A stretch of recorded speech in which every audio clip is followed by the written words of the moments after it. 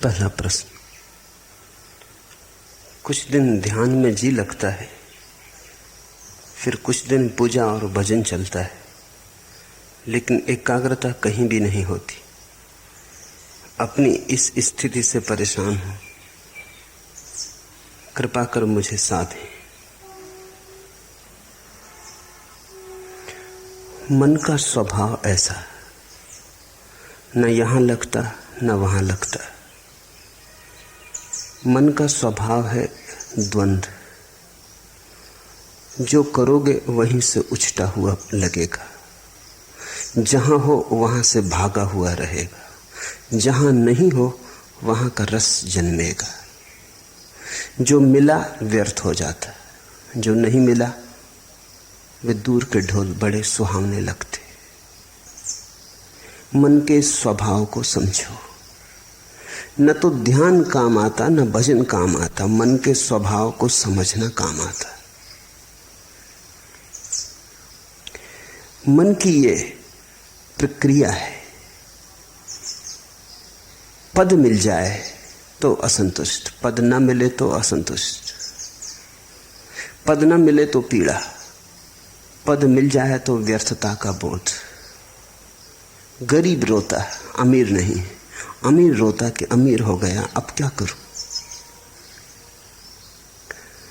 जो भी तुम्हारे पास है वो पास होने के कारण ही दो कौड़ी का हो जाता है, और जो तुमसे बहुत दूर है, दूर होने के कारण ही उसका बुलावा मालूम होता है।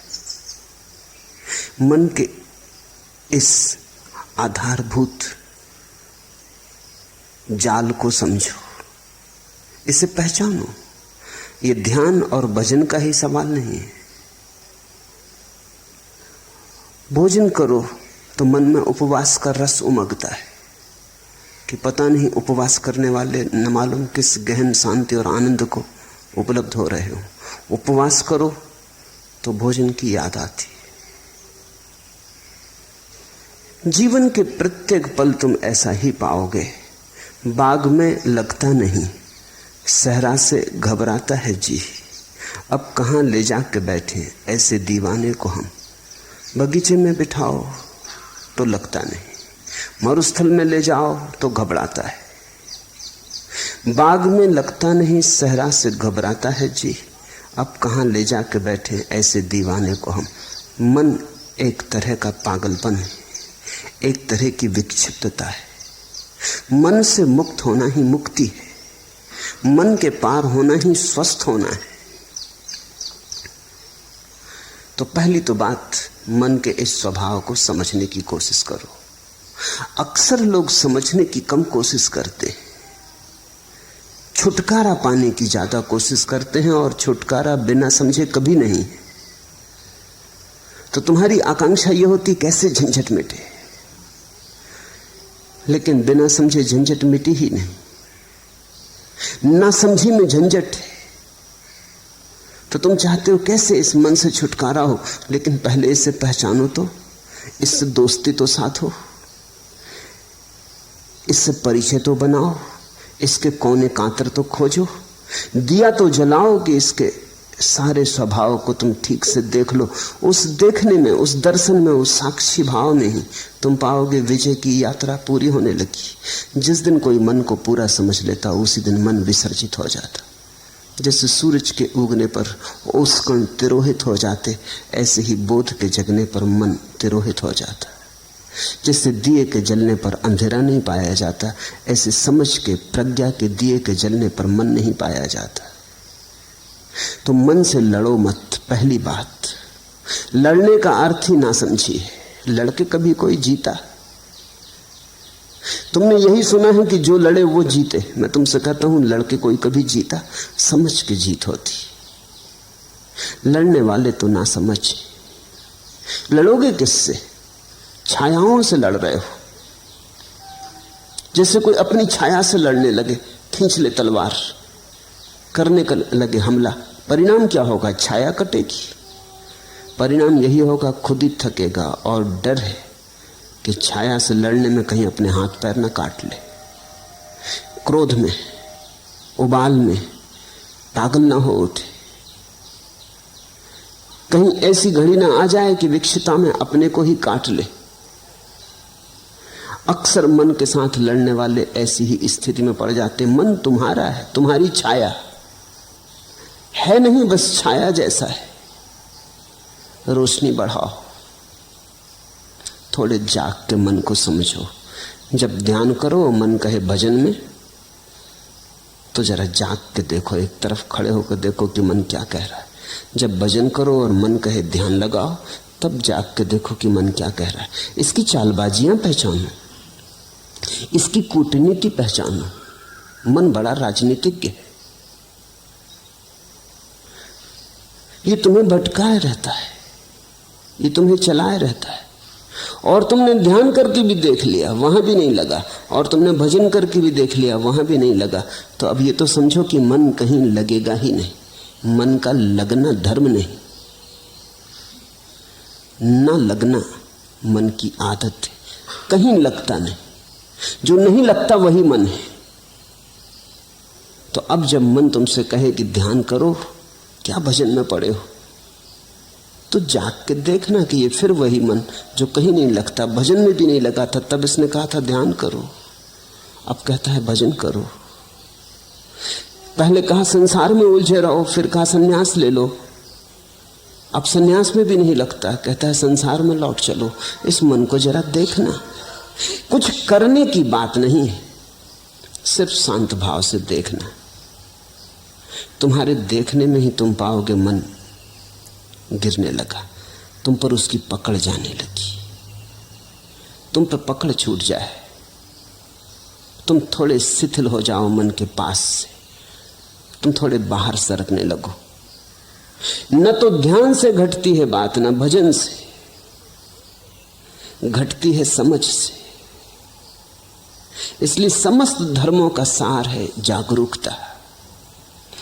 प्रश्नकर्ता पूछता है एकाग्रता नहीं बनती, एकाग्रता की खोज ही गलत है, जागरूकता खोज। एकाग्रता की खोज तो फिर मन के ही सिक्कों में फंसे।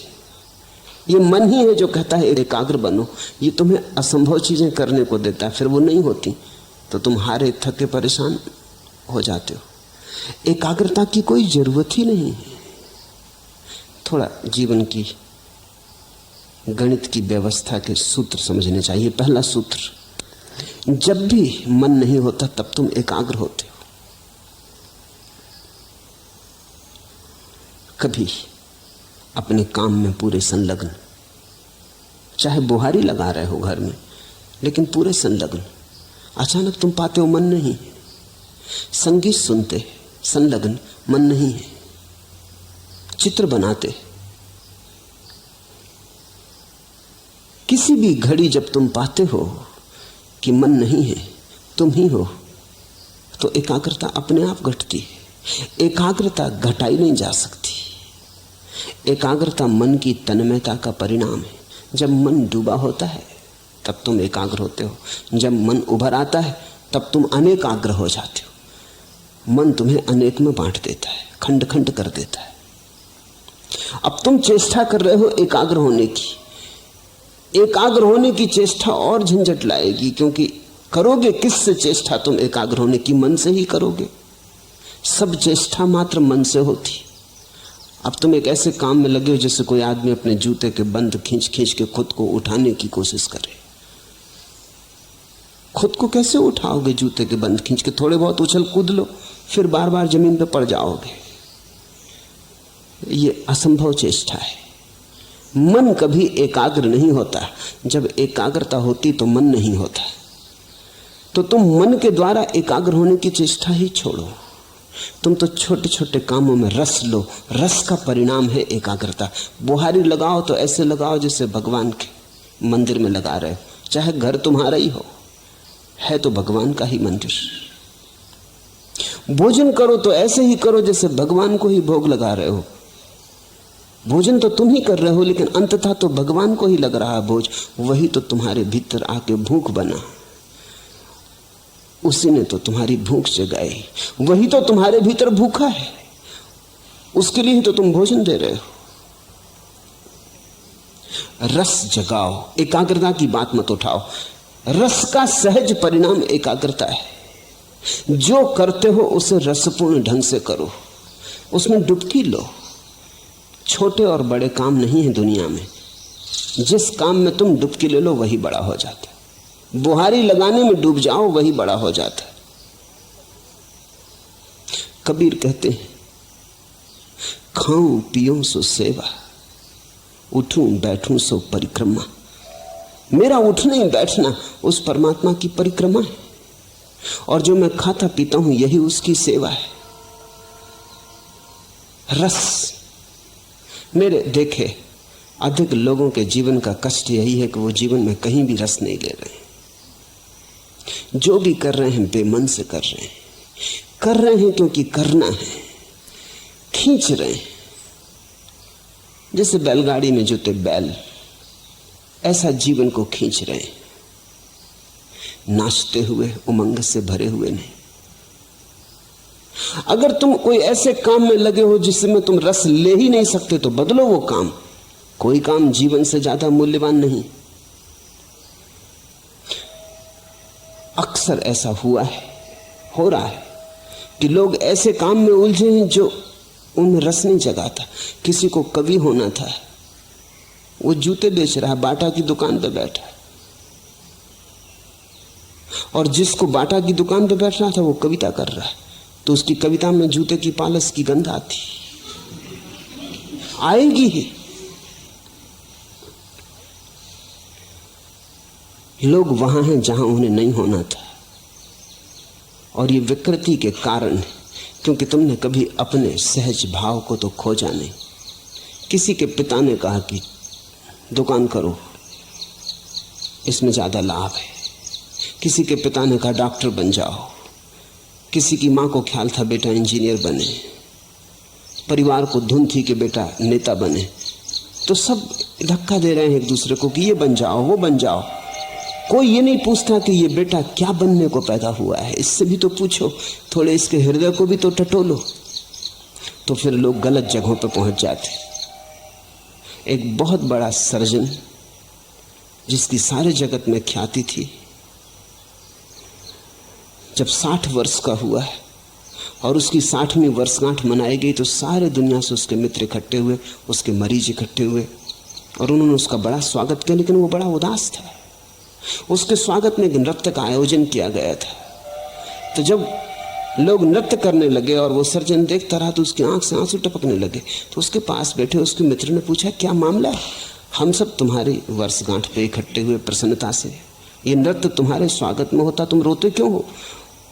तुम्हारी आंख में आंसू क्यों है? तुम किस पीड़ा से भीग गए हो? उसने आंसू पोंछ लिए। उसने कहा कि नहीं, वो कोई बात नहीं। पर मित्र ने जिद की, कहा कि क्या तुम्हें कोई जीवन में विफलता मिली? तुम जैसा सफल आदमी नहीं, तुमने जो ऑपरेशन किया सफल हुआ। तुम्हारे जैसा कुशल सर्जन दुनिया में नहीं, फिर क्या? लेकिन उसने कहा, मैं कभी सर्जन होना ही नहीं चाहता था। मेरा दिल तो एक नर्तक होने का था। आज नाच को देख के मैं रो उठा। मैं छोटा मोटा नर्तक होता, कोई मुझे ना जानता तो भी मेरी तृप्ति होती। आज मैं दुनिया का सबसे बड़ा सर्जन, लेकिन मेरी कोई तृप्ति नहीं। मेरी नियति ही मुझे न मिली। तो आज भी जब मैं किसी को नाचते देखता हूं तो बस मुझे याद हो आती। तुम अपनी जिंदगी को गौर से देखो। पहली तो बात, जो कर रहे हो उसमें रस लेने की कोशिश करो। हो सकता है तुमने रस का अभ्यास नहीं किया, तुम्हें किसी ने सिखाया ही नहीं कि रस का अभ्यास कैसे करना। रस के अभ्यास का पहला सिद्धांत है कि जो भी कर रहे हो इसका परिणाम मूल्यवान नहीं है। तुम्हें यही सिखाया गया कि परिणाम मूल्यवान है। तुम करते हो, इससे 10 रुपए मिलेंगे कि 1000 रुपए कि लाख रुपए मिलेंगे। लाख रुपए में मूल्य है, परिणाम में मूल्य है। रस का सिद्धांत है, जो तुम कर रहे हो वो अपने आप में मूल्य है, अंतर्निहित है मूल्य। 1000 मिलेंगे 10,000 मिलेंगे वो बात गौण है। करने में जो डुबकी लगेगी वही बात महत्वपूर्ण है। अगर डूब गए तो मिल गए करोड़ों, अगर न डूबे और करोड़ों भी मिले तो कुछ भी न मिला। वो समय व्यर्थ गया जो बिना डूबे गया। वो दिन व्यर्थ ही बीते जो बिना डूबे बीते। जब रस धारणा बही तो तुम जिए न जिए बराबर। रस विमुग्धता में ही जीवन है। तो पहली तो बात, जो कर रहे हो, तुमसे नहीं कहता कि जल्दी बदलने में लग जाना, क्योंकि हो सकता है तुम अपना काम भी बदल लो और रस ना आए, क्योंकि रस आने की तुम्हारी आदत ही ना रही हो, तुमने रस बनाने की बात ही ना बनाई हो। तो पहले तो जो कर रहे हो उसमें रस लेने की कोशिश करना। 100 में 50 मौके तो ऐसे हैं कि तुम उसी में रस ले पाओगे। रस लेते ही एकाग्रता हो जाएगी। देखा, स्कूल में छोटे बच्चे पढ़ते हैं, बाहर चिड़िया गुनगुनाने लगी गीत, बच्चा एक टक होकर सुनने लगता है। शिक्षक डंडा पीटता है टेबल पर कि यहां ध्यान दो, एकाग्रता करो। एकाग्रता बच्चा कर ही रहा है, मगर शिक्षक में नहीं कर रहा। ये बात सच है। ये ब्लैक बोर्ड पर नहीं कर रहा, ब्लैक बोर्ड पर लिखे अक्षरों पर नहीं कर रहा। लड़का तो एकाग्रता कर ही रहा है, एकाग्रता तो हो ही रही।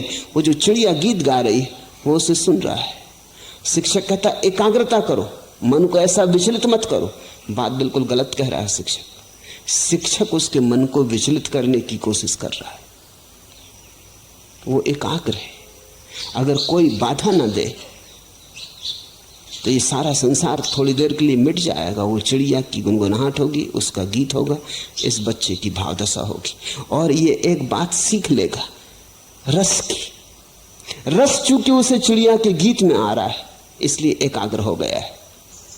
उसी कक्षा में ऐसे बच्चे भी होंगे जिन्हें रस गणित के सवाल में आ रहा है, वो वहां एकाग्र हो गए। हमें लोगों को एकाग्रता नहीं सिखानी चाहिए, उनका रस देखकर उन्हें दिशा देनी चाहिए। जो बच्चा गणित को सुन के एकाग्र हो गया, बाहर भौंकते कुत्ते, लड़ती बिल्लियां, गीत गाती चिड़ियां, रास्ते पे बैठे मदारी की बीन कुछ नहीं सुनाई पड़ती, ये बच्चा आइंस्टीन होने को पैदा हुआ है। इसकी एकाग्रता ही खबर देती है। अब इस बच्चे से तुम कहो कि चिड़ियां गीत गा रही, उन पे एकाग्रता करो, ये ना कर पाएगा, ये संभव नहीं होगा। हमें देखना चाहिए कि कहां हमारी एकाग्रता है, वहीं हमारा जीवन है। मगर आज अचानक जीवन बदलने का तुम्हारे हाथ में उपाय नहीं। आज तो पहचानने का भी उपाय नहीं कि कहां तुम्हारी एकाग्रता होती। तुम तो भूल ही गए, तुम्हारे जीवन की सारी व्यवस्था उल्टी सीधी हो गई है। दूसरों ने तुम्हें चला दिया, दूसरों ने तुम्हें मार्ग दे दिया, दूसरों ने तुम्हें दिशा और आदर्श दे दिए, तुम्हें पूरी तरह भरमा दिया है। पहले तो जो काम कर रहे हो उसमें रस लेने की आकांक्षा जगाओ। जो काम कर रहे हो उसे इतने भाव से करो, इतनी मगनता से करो कि उससे अतिरिक्त ऊर्जा बचे ही नहीं विघ्न बाधा डालने को। एकाग्रता का और क्या अर्थ होता है? एकाग्रता कोई जबरदस्ती थोड़ी, एकाग्रता बड़ी स्वाभाविक घटना है। अब तुम यहां मुझे सुन रहे हो, जिनको मेरी बात में रस आ रहा है वो एकाग्र है। एकाग्रता कर थोड़ी रहे हो, एकाग्रता हो रही है, इसे समझने की कोशिश करो। तुम्हारे करने की थोड़ी बात है। तुम थोड़ी के बैठे हो सब मांसपेशियों को खींच के और आंखें मुझ पे गड़ा के और चेष्टा कर रहे हो कि एकाग्रता। ऐसी एकाग्रता करोगे तो तुम सुन ही ना पाओगे जो मैं कह रहा हूं। एकाग्रता सहज है, तुम्हें रस आ रहा है, उसी रस कारण तुम चल आए हो, उसी रस के कारण तुम रोज चलते आए हो, वही रस तुम्हें लाता रहा है। रस है तो एकाग्रता है, तो तुम रस को जगाओ, एकाग्रता की बात ही छोड़ दो। अगर रस जगे ही ना तो फिर समझो, फिर हिम्मत करो, साहस करो, बदलो उस व्यवस्था को जिसमें रस नहीं जगता। हो सकती है वो व्यवस्था तुम्हारे लिए नहीं। तो दरिद्र हो जाना बेहतर है समृद्ध होने की बजाय, सड़क का भिखारी हो जाना बेहतर है सम्राट होने की बजाय, अगर रस आ जाए। क्योंकि रस ही सम्राट बनाता है। तो कभी कभी तुम किसी भिखारी के चेहरे पर ऐसी आभा देखोगे जो सम्राटों के चेहरों पर नहीं दिखती। रस विमुग्ध है, वो अपने काम में लीन है। रथचाइल्ड ने अपनी आत्मकथा में लिखा है कि एक भिखारी आया, 5 बजे सुबह उसका दरवाजा खटखटाने लगा। वो बड़ा नाखुश हुआ। 5 बजे सुबह नींद से भरे उसको उठाया, वो बड़ा झल्लाता हुआ बाहर आया। ऐसे वो देना पसंद करता था, दान उसका रस था। लेकिन ये कोई वक्त है? तो उसने भिखारी को कहा, सुनो जी, ये कोई समय है? भिखारी ने कहा कि आप भी सुनो, आप बैंकिंग का धंधा करते हो, मैं कोई सलाह तो देता नहीं, ये हमारा धंधा है, इसमें हम सलाह किसी की मानते नहीं। रथचाइल्ड ने प्रकाश जलाया कि इस आदमी को देखना चाहिए जो दुनिया के बड़े से बड़े करोड़पति को कह सकता है कि सुनो, तुम बैंकिंग का धंधा करते हो, हम तुम्हें कभी सलाह देते नहीं, हमारी सलाह का कोई मतलब भी नहीं, क्योंकि हमें कोई अनुभव भी नहीं, तुम हमें सलाह मत दो, हम जन्मजात भिखारी। उस आदमी के चेहरे को देखा, वो बड़ा प्रसन्न आदमी था।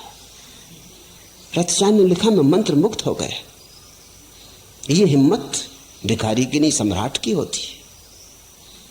रथचाइल्ड को ऐसा कहना जिसके पास भीख मांगने आए कि चुप, सलाह मत देना, मेरे धंधे को मैं भली भांति जानता हूं। रथचाइल्ड ने उसे खूब दिया और कहा, मैं खुश हुआ इस बात से कि कोई आदमी अपने भिखमंगेपन की भी इतनी प्रतिष्ठा रखता है।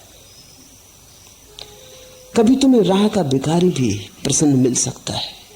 प्रसन्नता का कोई संबंध इससे नहीं कि तुम्हारे पास क्या है, जो भी तुम्हारे पास है उसमें अगर रस है तो प्रसन्नता है। तुम अगर हाथ के भिक्षा पात्र को भी गीत गुनगुनाते हुए ढो रहे हो तो आनंद है, और तुम्हारे पीछे स्वर्ण रथ चल रहे हैं और तुम मुर्दा बुझे तो कुछ अर्थ नहीं। एकाग्रता मत पूछो, यद्यपि तुम्हें यही सिखाया गया है स्कूल से लेकर विश्वविद्यालय तक, और तुम्हारे तथाकथित धर्म गुरु भी तुम्हें यही सिखाते हैं कि एकाग्रता। मैं तुमसे कहता हूं रसमग्नता, वो शब्द हटा दो, क्योंकि वो शब्द सीधा काम का ही नहीं है। एकाग्रता जरूर आती है, मगर परिणाम की तरह आती। एकाग्रता साधन नहीं है। जहां रस लोगे वहीं घट जाती है, रस के पीछे बंधी चली आती, रस की छाया है। तो तुम कहीं भी रस लो, अगर मंदिर में रस ना आता हो, फिक्र छोड़ो, फिर मंदिर में परमात्मा तुम्हारे लिए नहीं घटेगा। जहां रस ही नहीं है वहां एकाग्रता नहीं होगी, एकाग्रता नहीं होगी, परमात्मा कहां होने वाला है। अगर तुम्हें बांसुरी के गीत में रस आता है तो वहीं तुम्हारा परमात्मा तुम्हें मिलेगा। अगर नर्तक की पायलों में तुम्हें रस आता है तो तुम्हारा परमात्मा वहीं नाचेगा। तुम्हारे परमात्मा की खोज तुम्हारे रस से ही तय होगी। रसो वैसा, उस परमात्मा का स्वभाव रस है। किसी शास्त्र ने नहीं कहा कि परमात्मा का स्वभाव एकाग्रता है। सच्चिदानंद वो रस की बात है। तुम्हें जहां आ जाए रस, जहां आ जाए आनंद, जहां उमंग उठे, जहां तुम खिल उठो, फिर वो कुछ भी हो, चाहे खेल हो तो प्रार्थना बन गई। और ऐसे तुम बैठे बैठे प्रार्थना करते रहो, भजन करते रहो, ध्यान करते रहो, और रस उमगे नहीं, मेघ मलार बजे नहीं, हृदय गुनगुनाए नहीं। ऐसे तुम करते चले जाओ जबरदस्ती, यंत्रवत। करनी चाहिए कर्तव्य बस। लोग कहते हैं इससे रस मिलेगा इसलिए कर रहे हैं, नहीं। जहां रस मिलता है वहीं परमात्मा आता है। इसलिए मैं तुमसे कहता हूं कि मेरे पास तुम्हें देने के लिए कोई अनुशासन नहीं है, क्योंकि अनुशासन कोई भी होगा पराया होगा, दूसरे का होगा। तुम्हें अपना अनुशासन खोजना पड़ेगा। प्रत्येक व्यक्ति को अपना मार्ग खोजना पड़ेगा। मैं इशारे देता हूं, उन इशारों से तुम अपना मार्ग समझने की कोशिश करो। कबीर ज्ञान को भी उपलब्ध हो गए तो भी कपड़ा बुनते रहे, जुलाहापन उन्होंने छोड़ा नहीं। किसी ने पूछा कि अब तो आप बंद करें, कभी सुना नहीं कि कोई बुद्ध पुरुष और कपड़े बुनता रहा और जुलाहा बना रहा और बाजार में कपड़े बेचने जाता रहा, आप तो छोड़ो। लेकिन कहते हैं कबीर ने कहा इसी कपड़े के बुनने ने तो मुझे परमात्मा से मिलाया, इसे कैसे छोड़ दूं। ये मेरी प्रार्थना, ये मेरी पूजा, ये मेरी अर्चना। झीनी झीनी बिनेरी चदरिया, वो जुलाहे का गीत है, कोई और दूसरा तो गा भी नहीं सकता। बुद्ध कैसे गाएंगे? बुद्ध ने कभी चदरिया बिनी नहीं, उन्हें कुछ पता भी नहीं। महावीर कैसे गाएंगे? चदरिया थी वो भी छोड़ दी। उनसे तो पूछो कैसी छोड़ी रे चदरिया, तो बता सकते। लेकिन कबीर ने बुन बुन के पाया, वो ताने बाने चादर के बुनते बुनते उनका ध्यान फला, वहीं रस विमुक्त हुए। पर कैसे पाया उन्होंने?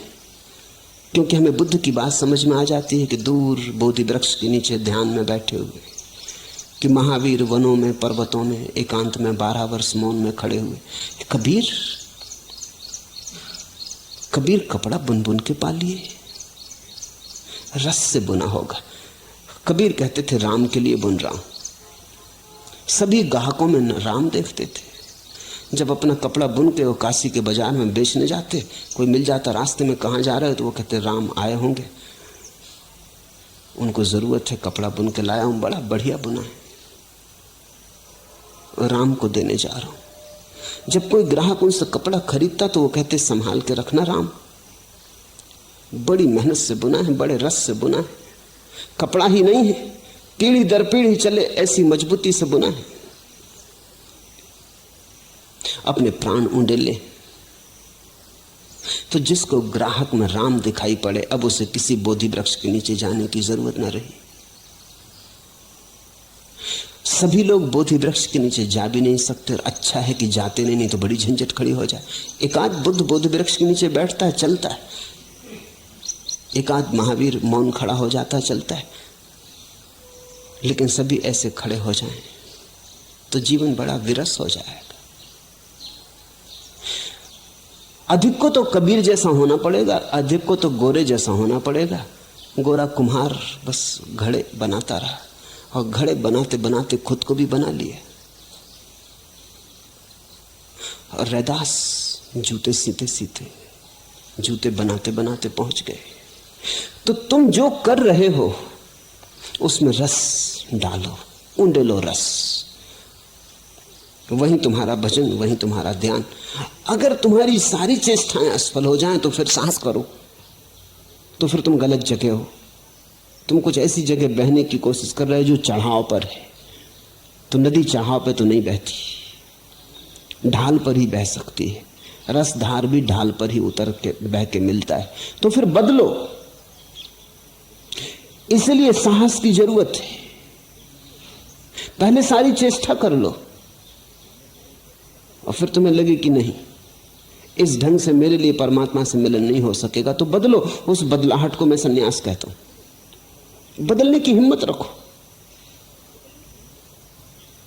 एक आदमी 40 साल तक लंदन के बाजार में दलाल का काम करता रहा। बड़ा सफल आदमी था, खूब कमाई थी, सब तरह का सुख था। किसी ने कभी सोचा भी न था एक रात वो घर से नदारद हो गए। पत्नी भी भरोसा ना कर सकी, बेटे भी भरोसा ना कर सके, मित्र भी भरोसा ना कर सके, काम धंधे में जो लोग संबंध था वो भी भरोसा ना कर सके। क्योंकि ना तो वो आदमी कभी किसी और स्त्री के संग में देखा गया था कि पत्नी सोच भी सके कि वो किसी स्त्री के साथ भाग गया, न उसके कोई धार्मिक रुझान थे कि वो कोई किसी जाके आश्रम में सन्यासी हो गया होगा, न कोई दुख था कि आत्महत्या कर ली होगी। सब भांति सुखी संपन्न आदमी था, जिसको हम सुखी संपन्न कहते, वैसा आदमी था, सब ठीक ठाक था। कोई 3 साल बाद उस आदमी का पता चला कि वो पेरिस में चित्रकला सीख रहा है। भिखमंगे की हालत हो गई है। भागे उसके मित्र, उसने कहा तुमने ये क्या किया? तुम्हारे पास सब था, सब ठीक था। उसने कहा वही अड़चन थी, सब ठीक था, कहीं कुछ गड़बड़ ना थी, लेकिन कोई प्रफुल्लता ना थी, कहीं कोई उमंग ना थी। सब ठीक चल रहा था और सब ठीक में चला रहा था, लेकिन कोई रसधार न बह रही थी। मेरे जीवन में सदा से आकांक्षा थी कि चित्रकार बनूं, दलाल बनना मैंने कभी चाहा न था। वो सफलता संयोगिक थी। अब मैं खुश, मेरे पास अब कुछ भी नहीं है। चित्र बनाता हूं, बिक जाते हैं तो भोजन के लायक, कपड़े के लायक इंतजाम कर पाता हूं। अपने पास रहने का छप्पर भी नहीं, एक मित्र के कमरे में बना हूं, रह रहा हूं, लेकिन वापस मुझे जाना नहीं। मैं प्रसन्न हूं। और जो मित्र गए थे उन्होंने देखा कि वो आदमी एक अद्भुत ऊर्जा से, एक अद्भुत आभा से भरा था। सूख गया था शरीर उसका, लेकिन एक रोशनी थी। उसने कहा मैं किसी से नाराज नहीं हूं। मेरी पत्नी को कहना मैं किसी से नाराज नहीं हूं, सब ठीक था। मैं बिल्कुल जैसा जिसको हम सुखी संपन्न कहते हैं वैसा आदमी था। मेरे बच्चे ठीक हैं, मेरे बेटे ठीक हैं, मेरी पत्नी ठीक है, सब ठीक था। लेकिन सब ठीक से कहीं कुछ होता, ठीक से कुछ ज्यादा चाहिए। ठीक से क्या होगा, ऐसे तो ठीक ठीक ठीक और मर जाएंगे। सुविधापूर्वक जी लिए और मर गए, नाच तो पैदा ही ना हुआ, जीवन में फूल तो खिले ही नहीं, लौटा नहीं वापस। बड़ा चित्रकार बन गया। इसे मैं सन्यास कहता हूं। न उसने गैरिक वस्त्र पहने, न वो किसी आश्रम में गया, लेकिन इसे मैं सन्यास कहता हूं। सन्यास का अर्थ हुआ साहस इस बात का कि अगर दिखाई पड़े कि मेरा जीवन मरुस्थल में खोया जा रहा है तो अपनी राह बदल लेने की, चाहे कोई भी कीमत चुकानी पड़े। आदमी कमजोर है, वो सुविधा से जीता है। चाहे कुछ ना मिले लेकिन सुविधा तो है, सुरक्षा तो है, कुछ ना मिले। इसलिए ये सारे प्रश्न उठते हैं कि एकाग्रता कैसे सधे। तो पहले तो कोशिश करना, सध जाए तो शुभ। चेष्टा करने से 50% मौके हैं सध जाएगी, न सधे तो हिम्मत करना, देर मत लगाना, क्योंकि जिंदगी रोज हाथ से सरकी जाती। जिंदगी उन्हीं की है जो हिम्मत से जिंदगी को बदलने के लिए तैयार होते, नहीं तो जिंदगी बह जाती चिकने घड़े के ऊपर जैसे वर्षा का जल बह जाता, कुछ भरता करता नहीं। या उल्टे घड़े पर जैसे वर्षा गिरती रहती, टप टप बहुत आवाज शोरगुल मचता, लेकिन घड़ा खाली खाली रहता, उल्टा रखा है। तो जरा गौर से देखना, तुम्हारा घड़ा अगर भरता ना हो तो कहीं उल्टा तो नहीं रखा है। तो ना तो मौलिक सवाल ध्यान का है, न भजन का है, मौलिक सवाल समझ का है। मन के स्वभाव को समझो। एकाग्रता की बात ही मत उठाओ, रसमयता की बात उठाओ। रसमयता के पीछे पीछे तुम पाओगे एकाग्रता घूंगर बजाती हुई चली आती।